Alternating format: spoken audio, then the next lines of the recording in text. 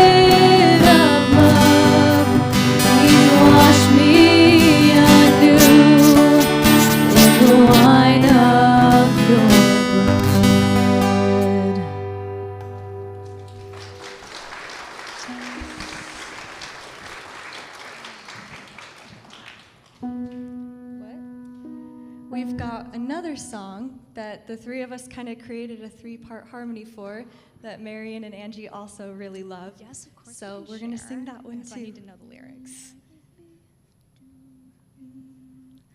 Abide with me, fast falls the eventide, the darkness deepens. Lord, with me abide,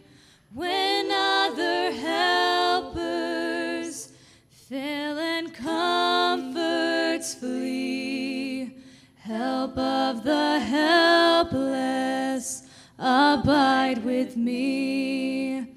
I fear no foe, with thee at hand to bless. Ills have no weight, tears lose their bitterness. Where is thy sting, death? Where grave thy victory? I triumph still, abide with me. Hold thou thy cross before my closing eyes. Shine through the gloom and point me to the skies. Heaven's morning breaks and earth's faint shadows flee. In life and death, Lord, abide with me. In life and death, Lord, abide with me.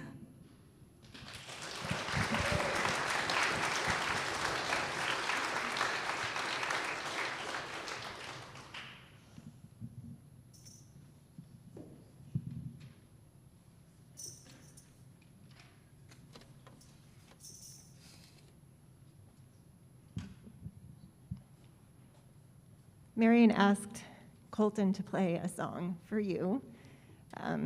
When we thought about what would be appropriate for an anniversary celebration and God's faithfulness over the years, we thought about, "O God, our help in ages past," which is a setting of Psalm 90. O God, our help in ages past, our hope for years to come, our shelter from the stormy blast, and our eternal home. We'll be playing that for you today.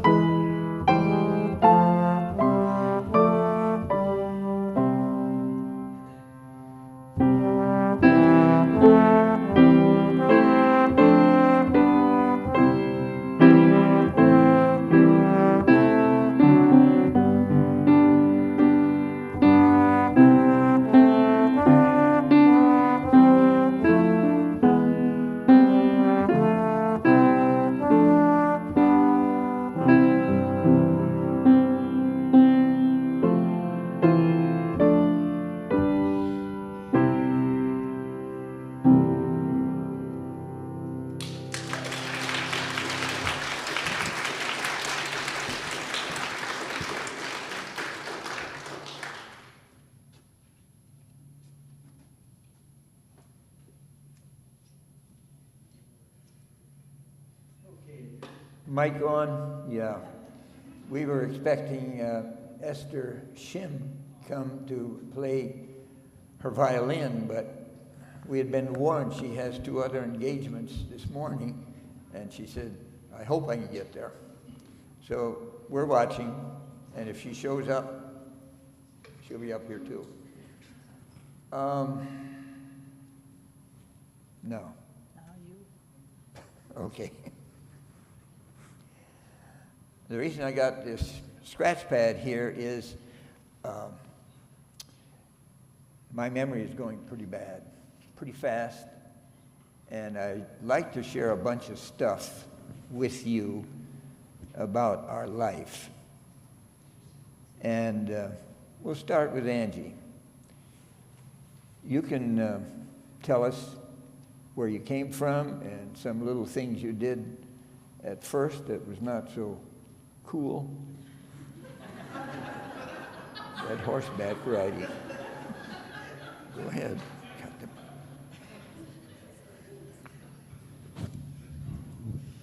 I wasn't going to talk about that.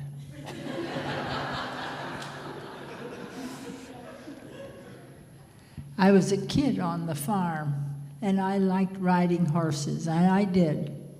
I had a few accidents. Even once a horse was galloping and all of a sudden stopped, and I went down on the ground. But I have no serious, I don't think any serious after effects, but I don't know. But that I had a good life as a child. What did the neighbor lady tell you? Oh, forgot that. I had good parents. I had a father who was very kind and gentle, and a mother who saw to it that things were done right. So, you know, that's what you need when you're a kid. And, well, I don't know if there's anything to add to that. Doesn't matter. Well, okay, I'll fill in just a short sentence. She had a second or third Herian racehorse type, and it would move. And it ran out of gas quite soon. Its breath was short. But anyhow, she would go past a neighbor's place, and that neighbor would look out of the window and then just didn't want to see that kid get thrown off of that horse. I didn't. Okay. I had Christian parents too, and grandparents. And my theme song is, in my life, in our life, nothing happened by accident. And I know jolly well that everything was taken care of. My family moved a lot. By the time I was 16, I had lived on 6 different farms. And yeah, I did stay in the same high school. Dad sent me to high school in Hull, Iowa, Western Christian. But basically, I was a wimp. I had no sense of balance. I didn't ride a bike until, I don't know, 10, 11, 12 years old maybe. Couldn't skate, couldn't swim, just... Couldn't roller skate. I couldn't go square skipping in Rock Rapids. It just scared stiff of that stuff, you know. And I was starting to get aware of beautiful girls, but I absolutely could not talk to them. You know, that's a goddess. You don't mess around and talk to people that beautiful that way. However, I went to business school, got a job, first one, and then another one. Bob Boersma says, hey, they're hiring at the bank in Laverne. Why don't you come up here and see if you can get a job? And I did. And I liked it. But then you start working shoulder to shoulder with these chicks, and you get over it. You get over it. But then, I'll get even, just a minute. I'll get even. All that snickering. There was 2 of them that worked in the bank with me all the time, and then one says, hey, why don't you guys come over for supper after a while? That was Bob and I. They knew that he and I were in the same room at the house across the street. So then, yeah, we'll eat supper with you guys. And so then Bob and I walked over there, and we went up to, you know, it's a Norwegian farmhouse, square, 2-story, and they had the upper level, that pair. Or maybe there was a third one too. And we come up there, and yeah, they are dressed sharp, and there's a couple girls here that you're in the same bracket. And then we looked around, and we both thought, how can they come out of that. There was clothes on the floor and hanging over the chairs, and it looked like a mouse nest, but you know that the next day it was just, they were really nice. But then when I was 17, Bob and I went up to Minneapolis. It was in the wintertime, and Minneapolis in the wintertime is no joke. And I didn't have on a sheepskin coat or anything like that, and I think I was trying to beat a light. And I started out, and I remember a bumper, not a bumper, but a fender hitting me, and down there on the street, and let me tell you, a Minnesota street in February is no joke. And this RN got out of the car. I didn't know she was an RN, and she came right up to me. She was the passenger, and she said, "Are you okay?" I said, "Yeah." She says, "Can you get up?" "Yeah." And I got up, and she said, "Okay, get in the car. We're going straight to the ER." And I was all right. They checked me out, and I was okay. That was the first real wake-up call. And then this next, I'm working there, you know, and my best high school friend, he got a job in a machine shop. And if any of you boys know about welding, he had been cleaning steel. They made elevators there and augers and stuff in Hull. He'd been cleaning steel, and he was not aware of it, or he was in a hurry, and he had cleaning fluid on both legs, and then he turned on the torch. And he caught fire. And he said they rolled me on the floor until they had it out. That's okay. And fast forward a couple of weeks, and I found out that he was in that little hospital in Hull, Iowa, and just laying there. And I came home on Friday night, and I said to Dad, "I want to borrow the car tomorrow and go visit Hank in Hull." Dad says, "That's fine." And I go there, and he's laying in bed. And he's not moving much because he's got those burns drained sometimes until he was 80 years old. But anyhow, he's laying there, and there's a nice little stand there beside the bed. And in those days, the nurses or others always made sure that there were some magazines there and a box of chocolate-covered cherries. And I've told that story so many times that you're maybe tired of it. And I'm sitting there reading Newsweek or Life, I don't know what it was, minding my own business because I had come in there and said, "Hello, Hank, how are you?" "Well, yeah." And then picked out a chocolate-covered cherry. And yeah, life is good. And I'm here with him. Picked up your magazine. And I picked up the magazine. Now, you tell the rest of it. Oh, I think we can pass that by.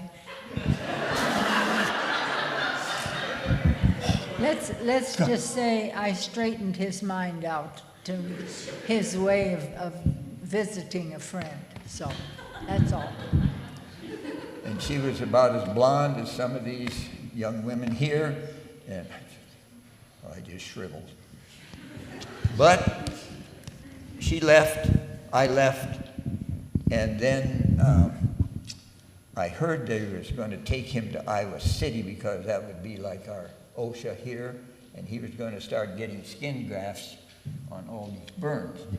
And so I said to Dad, "I'd like to borrow the car again, and then we'll leave here Friday and visit him Saturday, and then come home Saturday night." That was about a 7-hour trip. And it's a 7-hour run. And so I invited Hank's sister to come along too. I mean, that's decent. She was a couple of years older, and she was as plain as... No. No? Okay, forget it. Anyhow, yeah, she was going to ride along, and then I found out later a couple of high school classmates who were dating, they wanted to go along too because her sister was a nurse in that hospital, blah, blah, blah. and then pick up these people, and there's a blonde there.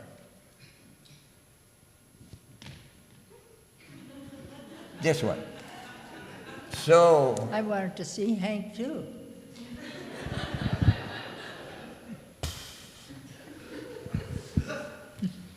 you girls all work the same way. I know. You all work the same way. Anyhow, we drove and we visited Hank. We got a roomy house there, and the guy was, I think he was scheduled for starting to get some patching done and all like that, but he was in bad shape. Okay, it's time to go home. And Harvey and, see if memory's going, they said, well, we want to sit in the back seat because they had to get some rest on the way home. They had been up all the time with her sister, the nurse. And so then the other two ladies sat in front with me, and we're driving home. And this is, what, February? And it's across most of the state of Iowa, which is all pretty flat. There's rivers there, and I'll tell you, talk about fog. The fog is so thick, and some of them river bottoms, I wouldn't be able to see you. Just, that's the way it was, 10, 15 feet. And yes, you wonder about deer. Deer are pretty smart. They quit at night. But some of these stock cows, we're scared of them stock cows getting out, being on the highway. And I am just burning my eyeballs out to stay safe. I've got, 4 other people in the car with me and stuff like that. And she was in the back seat too. And I glanced in the mirror one time. I just couldn't take my hands off the wheel and my eyes off the road. And I glanced there, and here's this person staring straight at me in the mirror. Oh.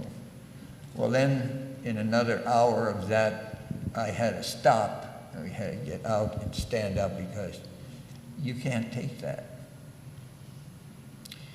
And there was an accident.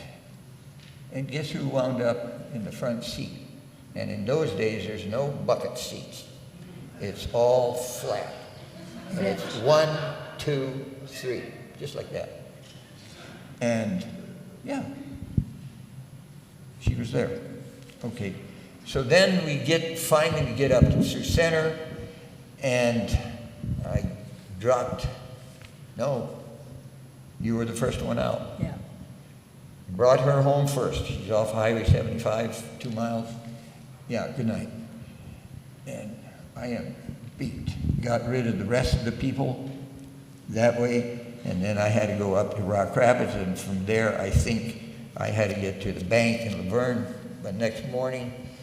And so, but I did make a note that this farm has a red barn and a white house. And yeah, that's smart. But in Iowa, every barn is red, every house is, and so no cell phones, no laptops to find out the address or phone number, in fact, no phones. And I came home from Laverne that Friday night, and I said to Dad, I'd like to borrow the car Saturday. And I'm going down the road, and I think I turned left there. Must have. No, I don't know. But I'll turn there. And then, oh, there's a farm. Oh, the thing's got a red barn. And the thing's got a white house. Oh, I'll turn in there. And I did. I don't remember the yard, don't remember the barn or the house, but I went to the door and knocked. That's what you had to do in the old days, guys. You have to go to the door and knock. And I got even, one shot, because she answered the door, and she was in her milk house clothes yet. She helped with milking, and she said, "Oh, What are you doing here? So anyhow, that was another step that was directed pretty much. And I said, "You want to go out?" I didn't even know what it was to go out with a girl. Didn't have a clue. Honest. And she said, "Yeah, sure." They know exactly what they're doing. And got in. I said, "Well, let's go to Sioux Falls." I knew some restaurants there where we could get a thing called a super slop, which was really good eating. And it's only 50 miles away.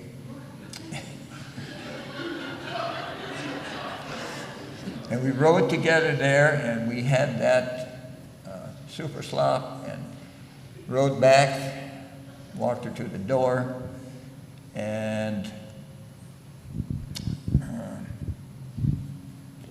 girls make mistakes sometimes, deliberately. And my family is, we shake hands. Boys and girls, men and women, you always shook hands. That's all we did. That's fatsoenlijk, that's Dutch, that's the way it should be, and all of that. You're listening, aren't you, Emily? You're listening. And so then the next thing she did was stand too close, and she says, "Here's some sugar cookies to keep you awake going home." And that was it. But, I think I kissed you. huh? I think I kissed you. I didn't remember that. Anyhow, she made sure that she stood close to me, and I had something to eat on the way home. I didn't know it, but she did the cooking in that, or the baking in that house, so it was not bad. And that's the way things started. You want to add anything? You're supposed to.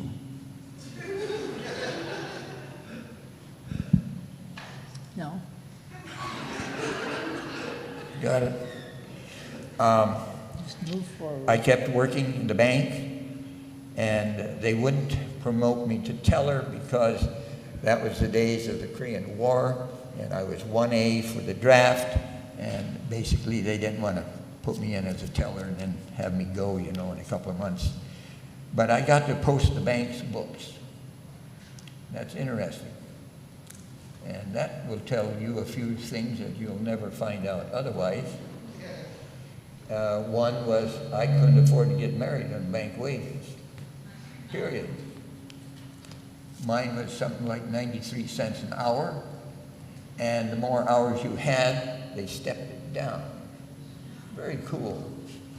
And I was there stamping old deposit books and stuff like that just to get an extra dollar, and I knew what the tellers were earning, and the loan officers were earning, and the president of the bank was earning, and I just about needed his wages to get married and get going. That's all there's to it.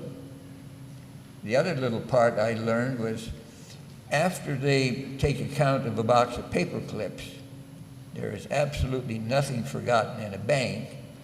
That little outfit there with a doctor and a dentist upstairs and an insurance agent on the bottom floor, and interest rates were something like 3%, and we had guys in the Army sending in money for savings, and it was 2%, and that bank cleared $1,000 per day.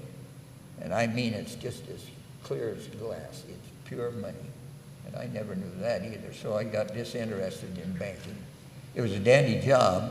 Man, it was good. And these chicks, they would fly over that, I think it was 90 key Burroughs postage machine, just like that. And I would have to push. And his hands were soft and warm. And mine were rough because I worked outside I was on the farm and I did work outside. So my hands were rough. His were soft. So I wrote them a note, and you have to resign from a bank with a letter. You don't just say, I'm out here, guys. No, you have to write a letter, and then the president will read it, and that girl in charge, there was a woman in charge there that ran the whole bank. They read that, and the president said, well, how can you do that? I mean, we have a good relationship, you're a good employee, and there's no errors, and we post at the end of the month, and it's on. No, I said, I want to get married, friend, and there's no money here. Oh, well, they knew it too, but anyhow, it was goodbye. And then by that time,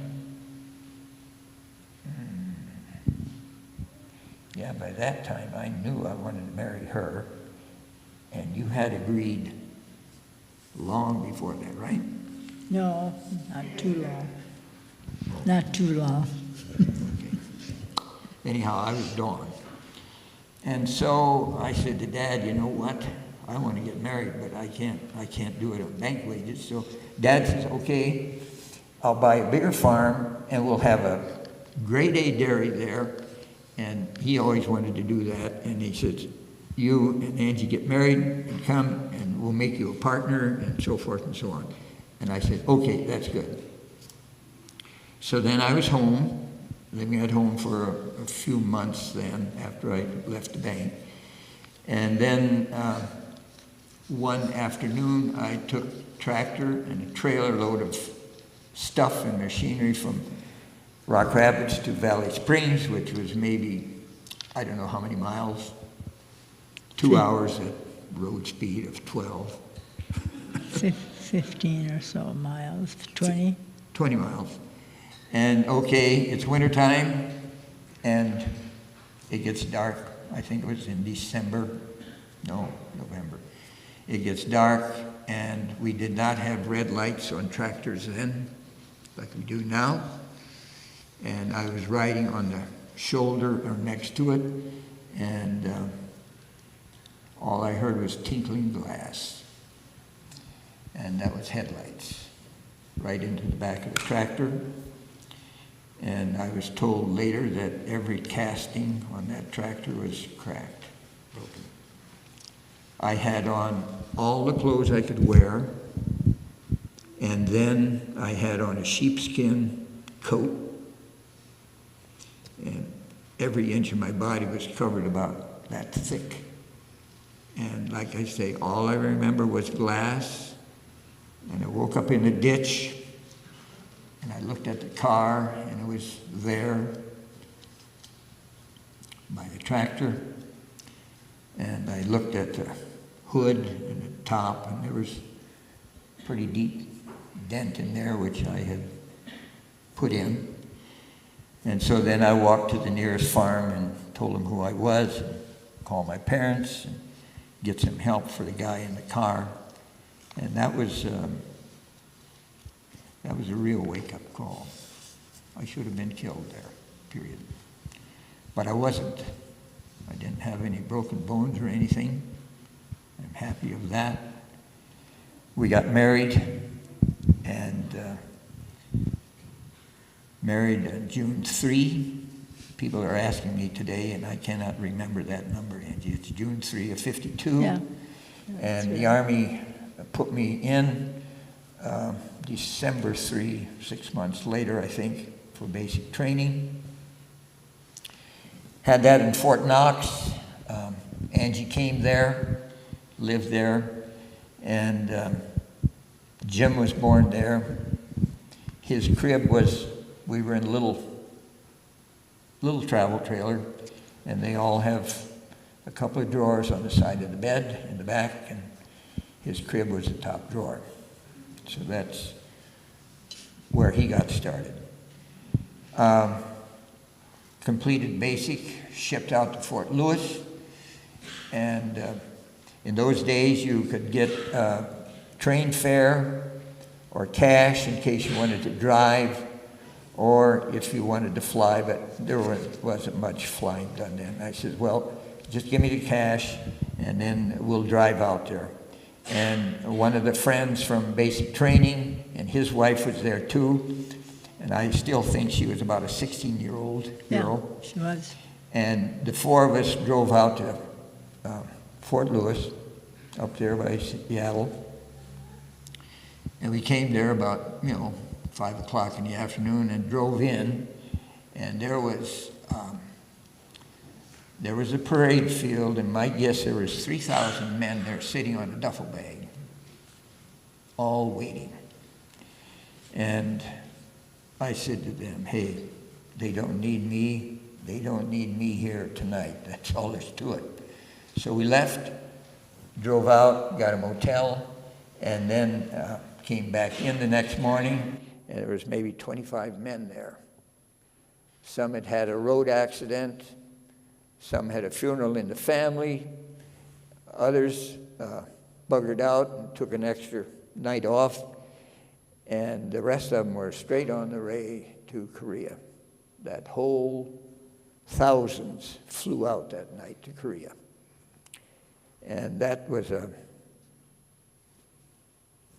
I thought about that one too a little bit.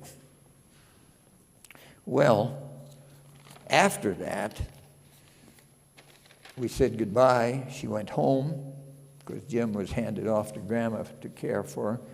And she went home. She took home Mrs. Jake. Can't think of her name anymore. And so then I'm in this camp for weeks because the next section was going to fill up a troop ship, a couple thousand men. And it took a while to do that. So that goes on and on. We are fed. We have a place to sleep. We did learn, I didn't mind KP, but then about that second day we were there, then one of the guys that came there to round us up to go to the first sergeant and then for KP duty, he says, if anybody has a spare 20, then I can get you off the KP list. And I thought, oh, that's the way it works, huh? So I did not have a spare 20, and I didn't feel like making his life any better either. So then after that, every morning we had to roll out in front of the first sergeant's office to make sure that everybody was there. And we learned how to kind of miss that. But they knew we were around, so we were not AWOL. Don't get it wrong. We were right on base, but we didn't happen to be there. And at last, I remember the week before we had to ship out, they had maybe 25 or 30 barracks there, and everybody was in that square. And I looked back, and there was one empty square. And I was part of it. But then when it came time to ship out, you go. And so we went up to load the boat. It's up there in Washington State someplace. It's a deep channel, very deep. And where is, what's his name? Clapp. Dave Clapp will know just the spot I'm talking about. And I thought, man, and we all got on that ship, 1,000 after 1,000 and after a lot. And I thought, man, and the water is just as steady. It's just like we were on stone. And so we got out in the channel, and maybe 10 miles or so, and the front of the boat came up a little bit. I thought, what in the world is this? But it was a ship. And we left. And then I did not get seasick. I had been given advice how to skip getting seasick. And we were out maybe 2 or 3 days, and we are headed up toward Alaska. And on the globe, I guess that's the shortest way to get to Japan, is around. However, we started getting swells. Like I say, I was not seasick. I went up on deck. I was in the 5th deck below. And he was making dead sure he was absolutely into that swell, because they were about 40 or 45 feet. So you went up That and down. swell was approaching this ceiling. And I'll tell you that water came out. It was something to see. But then the prop came out on the other end, because we were headed down about like that. And that was something to see. There was no accident. And if you want to hear music, between every deck there's a landing. I'll not forget that music. And there was, I was about halfway down, and there was 3 black guys there. And black men can sing without any instruments whatsoever, and they were harmonizing. And there was other people headed down, because we were not permitted on there.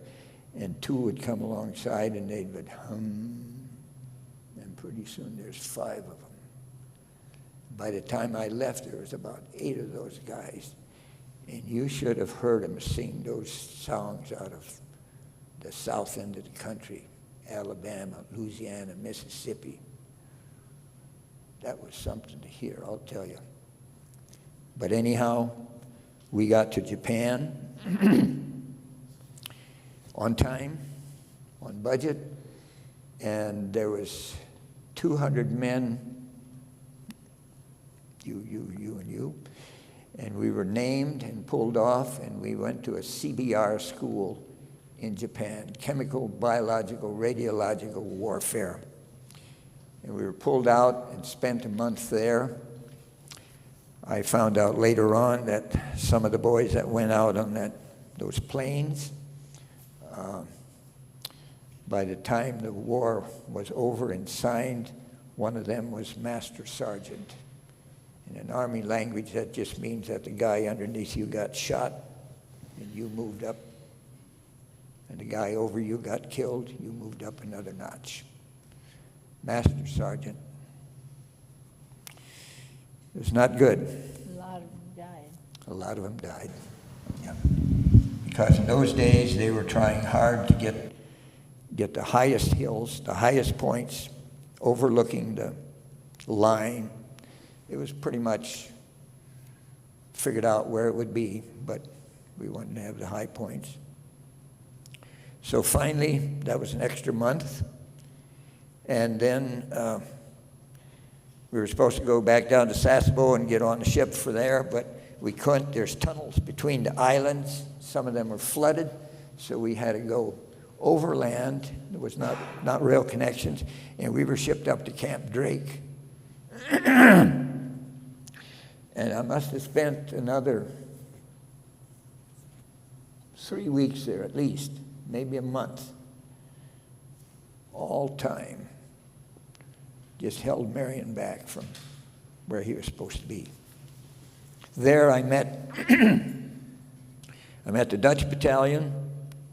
At that time there were Dutch and Turkish and Greeks and some Norwegians, British, some out of South America, all different things. They had armed forces units there in Korea. And that's when I met up with Dutch Army. And Dutch Army is a little different. Well, Dutchmen are different. Dutchmen are different. Say it again, because he's... Dutchmen are different. It's mental. But I got to know some of them, and they were kind of 2 groups. One of them were straight Hollanders, and then there was a segment of that they all wore red berets, and they were about the color of gin. And they had, at that time, Indonesia was a Dutch province, and they had a Dutch father out of the military and an Indonesian mother. And they were half and half. And their skin was all, kind of darkish. And I could wangle out enough Dutch words that I could sit and talk with them a little bit, because we had nothing to do. We was waiting for this ship so we could get back down and load out and talk with them and this and that. And I got a couple of beautiful things from them, bought it, because they came through Port Said in Egypt and then finally wound up that way. But then these Indonesian men, they were quiet, really quiet. And Hollanders are always horsing around and making noise. We were in empty barracks, and it was a lawai, which means noise. But these other guys were easy to visit with, and it was quiet. But one Dutchman says now, don't poke fun of him or anything like that, because he will tell you, just back off. And he says, if you're drunk or anything and you want to make another smart remark, you can do it, and he will kind of brush you off to the side a little bit, stuff like that. But he said, if you do it a third time, he says, you're gone. And he meant it. I never seen anything happen, but neither did I see them getting bothered by noisy, drunk Hollanders. They knew it. We got on the boat. Oh, I got to tell you this. We had roll call, but mainly the roll call was getting ready to go to supper or lunch or breakfast. And you always did that in formation by groups, because you were always in a certain section. And yes, we could do that. We had learned how to do that in Fort Knox, this far apart, so far straight down the line. And then I was hanging back because that Dutch battalion was going there first. I thought, well, I wonder what kind of outfit that army is. And so I'm hanging back in the barracks. You got time and place. And all of a sudden, I heard a guy bark orders. You couldn't understand a word of it, but it was bark. And his voice would carry from here to the back end of the fellowship hall. No problem. And these guys were easygoing, lounging around, and let me tell you, that got that way, and it didn't take, I don't think it took 30 seconds, and they were absolutely parade perfect formation. I will not forget that. And he barked another order, and they goose-stepped, just exactly like the Nazi army. And that, come on. But that's the way it was. Finally, got to Korea after several months. Finally got there, and yeah, I didn't know it, but we landed in the southern end of Korea, and we got on a troop train. It was nighttime, and they told us as we get on, you guys will not light a cigarette, period. He says, we have absolutely no light on this train, period. And the way he said it, you didn't forget it. And a lot of guys were nervous. They wanted to smoke bad, but that was that. I really didn't feel nervous, but yeah, you had time to think. And so we went as far as that train track went, and then we got off, and then by that time everybody had an assignment, and they would call out, and you listened for your place where you had to go. Okay, about 5 of us went over to this 2.5-ton truck, And we climbed on, because in the back there's 2 seats there, lengthways on the bed of the truck. And you climbed on, and there was no seat belts. But let me tell you, you took a hold of the bench. Because that guy was driving just like he was in combat. And he absolutely, man, all he had on was that little orange thing up front, a blackout light. But he knew the road. There was a little starlight. And he drove just the way you do on 84 leaving town. And we got there. We did not crash. And the reason he had to drive that way is North Koreans and the Chinese were very handy with a mortar. That's a stand-up tube, lobs it out. And I had been told that already in basic training in Fort Knox, that they're so good at it that they will pitch one out there behind your truck. And they will pitch one out there ahead of your truck. And that way they kind of got pretty fair sense of where you're at. If you had stopped at the first one, they would know it. And he said, then the third one will be you. They were very good at that. And that's what this driver was scared of, too. But anyhow, you go to that squad tent, get a nap, come up, report to the first sergeant. Can you type? Yeah, I can type. Okay, go down to that Quonset. You're going to work there.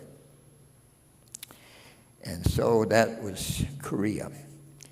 But she already knew it had been signed. I didn't. And so that's why it was quiet.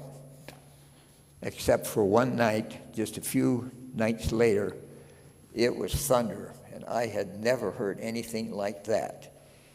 And I was told that was a 240 millimeter cannon. And now some of you people know what millimeters are. I do not. There's a lady in the back. How much is 240 millimeter? How wide? Like that? Bigger?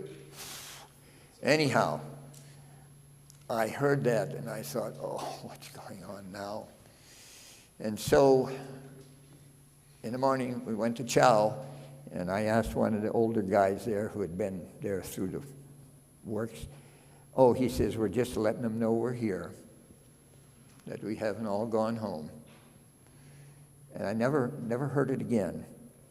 But I was in a place with a telephone shack, and the war was over, and I wanted to roam around. I was 2 miles behind the line, and I wanted to roam around. And so I said, I'd like to see Private Jake Funk, and I think he's in 2nd Division, and I think he's in supply, and where is he?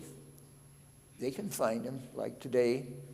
And so I hitchhiked there and met him, and another man,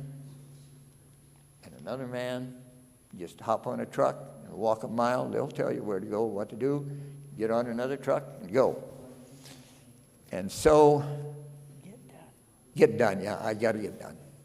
I had a good time there. However, where I was at, the only sign I saw that it had ever been a living body there was one time. One time I saw a row of stones that was the foundation stone of a little house. Everything else was absolutely gone. And yet I got to go to a brother-in-law's brother who was there, and that was out, and I was in a piece of Korea that was the same as it was 2,000 years ago. Never had a stitch of anything. They were dry land farming. The rye was ripe. That was the thatch on their roof. They had a little mud wall around that village and stuff like that. And between the 2 rows of rye, here is a row of soybeans. And I was farming at the time, and I thought, you guys are pretty smart, double cropping here in Korea. I took a picture of it. And that was that. And I finally got to go home.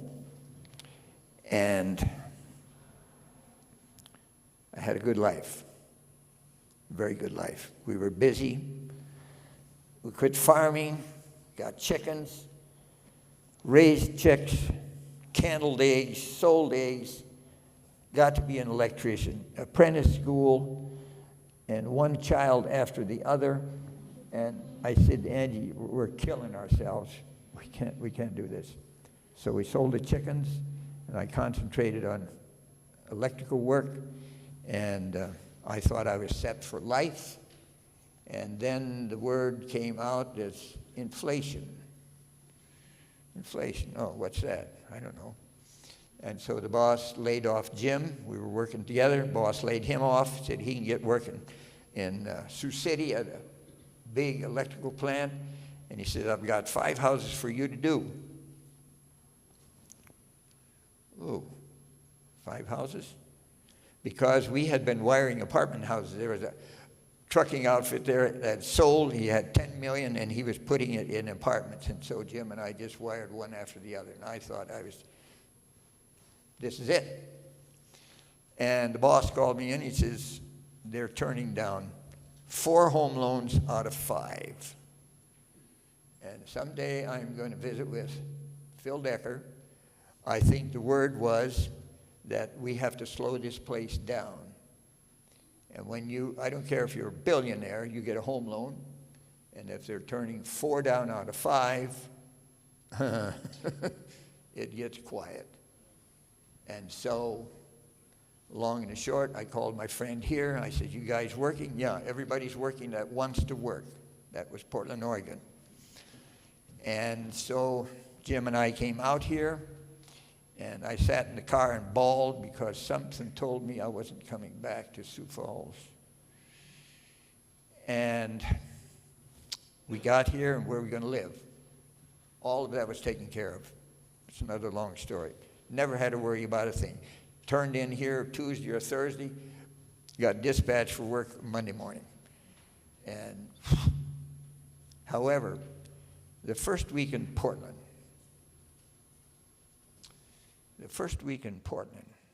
I read in the paper, we're going to bring 500 sleeping bags out for men under the bridges.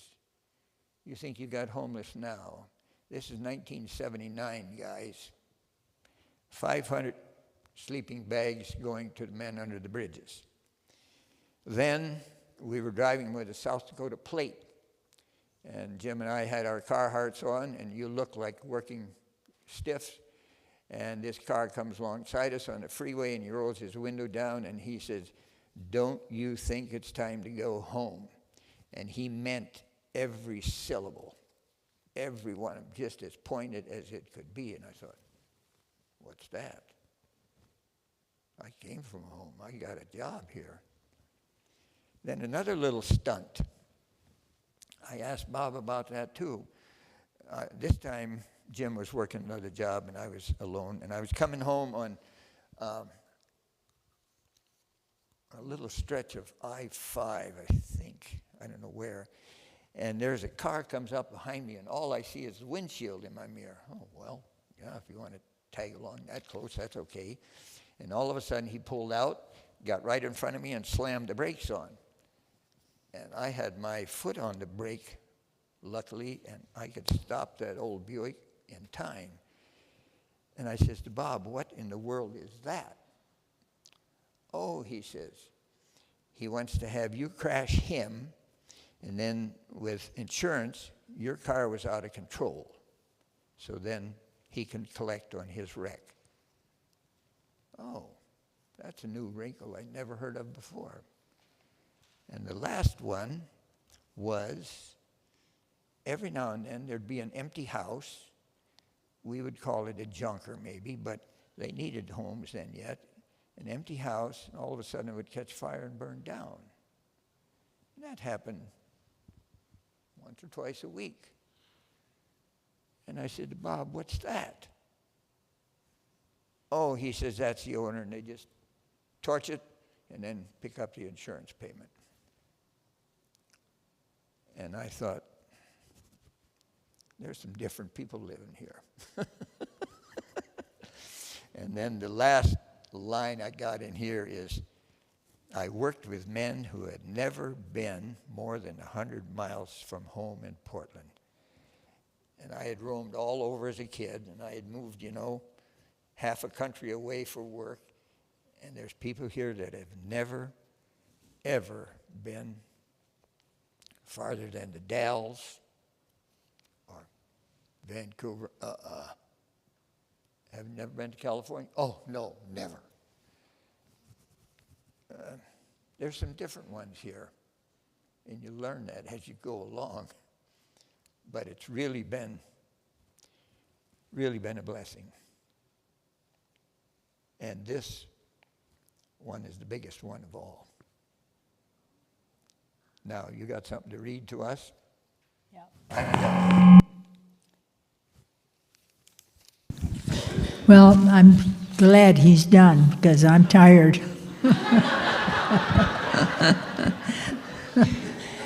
But we have to say that in all those years, the Lord has really taken care of us. You bet.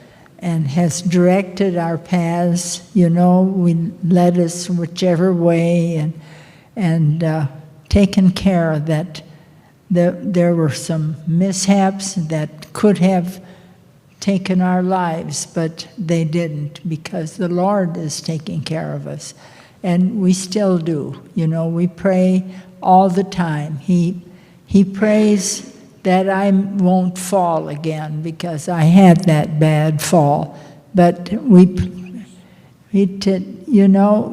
just trust him, and he takes care of us. But this morning, I don't know, maybe you read the meditation from the Today. I thought this was such a good meditation. Beauty beyond understanding. Where were you when I laid the earth's foundation? Tell me if you understand. Who marked off its dimensions? Surely you know. That was Job that was told that. And Job suffered a lot. So in a poem, the Dutch writer Corrie ten Boom compares her life to a tapestry woven by God. She says that God weaves both joy and sorrow into her life, and it is as though she sees only the back of the tapestry. She says she cannot understand how the strands could ever make something beautiful, but God understands and has a plan for how everything in her life will come together for his beautiful purpose. And that's what I have to say for us too. That's the same. Job, to whom God was speaking, is our reading today, is a bit like that, seeing only the back of the tapestry of his life. Job has had to deal with terrible suffering and tragedy, and he does not understand why it all happened. God responds with a poetic speech about the creation of the world. God is the one who created everything, including things that are so mysterious that we don't know how to speak about them. God reminds Job of this in order to both challenge and assure him. God challenges Job to be humble about his own knowledge, and God assures Job that he has a plan, even though it may be hard to understand. And I think we should all remember that. God has a plan. If we give our lives to him and he leads us, the plan is good. And that's good for anyone who takes that road. And I have to say that's our road. We decided that as young people, we decided to follow Jesus. And if you haven't done that, make sure you make that part of your life, because we all need to have direction. It doesn't come out of our own head. We need it from the Lord. So thank you very much for listening to this long story. It got much longer than necessary. So.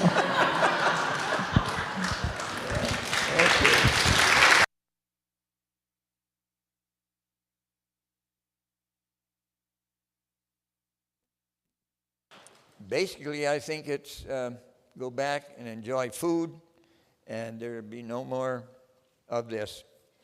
You're done.